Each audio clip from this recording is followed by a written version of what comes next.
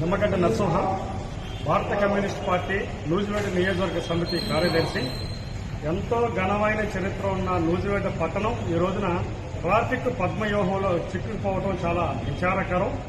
ఎన్నికల ముందు కూటమి ప్రభుత్వం స్థానిక మంత్రి గారు నూజివేడ్ పట్టణంలో ఉన్న ట్రాఫిక్ ని క్రమబద్ధిస్తాను, అదేవిధంగా ప్రజల యొక్క కష్టాలను తీరుస్తానని చెప్పని ఘనంగా వాగ్దానం చేస్తున్న కొలుసు పార్థసారథి గారు ఈ రోజున నూజివేడ్ ట్రాఫిక్ ని పరిష్కరించకపోగా మరింత పెంచేలాగా వ్యవహరిస్తూ ఉన్నారు.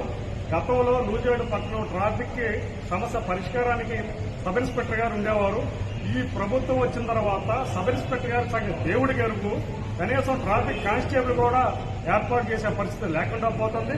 దీంతో గ్రామీణ ప్రాంతాలకు వచ్చిన ప్రజలు, అలాగే పట్టణ ప్రజలు అనేక అవసరాల కోసం రోడ్ల మీదకి వచ్చిన ప్రజలు ఈ రోజున చిన్నగంజవరం సెంటర్ కావచ్చు, బస్టాండ్ కావచ్చు, పెద్దగంజవరం సెంటర్ కావచ్చు, మొత్తంగా నూజివేడ్ పట్టణం మొత్తం కలిపి ట్రాఫిక్ లో చిక్కుకుపోవడంతో ప్రజలు అష్టకష్టాలు పడుతున్నారు. దీంతో విద్యార్థులు, బాలికలు, మహిళలు, రోగులు, వృద్ధులు ఈరోజు అనేక అష్టకష్టాలు పడుతున్నారు.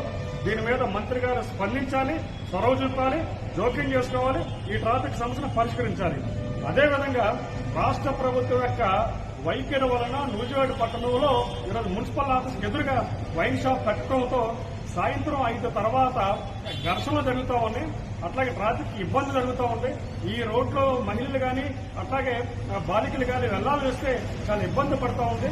దీని మీద మంత్రి గారికి ఏమో పట్టినట్టుగా అనిపించట్లేదు.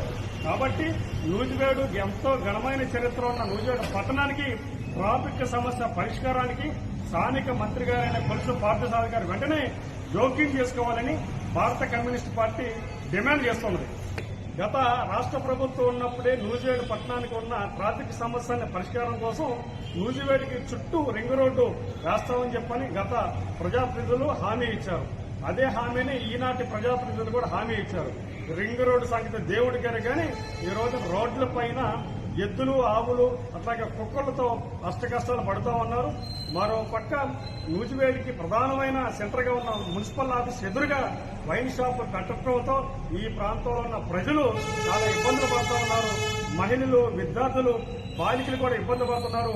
దీనిపైన మున్సిపల్ అధికారులు కనీసం స్పందించకపోవడం చాలా దుర్మార్గంగా సిపిఐగా భావిస్తా ఉన్నాం. కాబట్టి అట్లాగే ఎక్సైజ్ అధికారులు కానీ, రెవెన్యూ అధికారులు కానీ, అట్లాగే మున్సిపల్ అధికారులు కానీ, స్థానిక మంత్రి గారు కానీ వెంటనే నూజివేడ్ పట్టణానికి ఉన్న ట్రాఫిక్ సమస్యని పరిష్కరించాలి.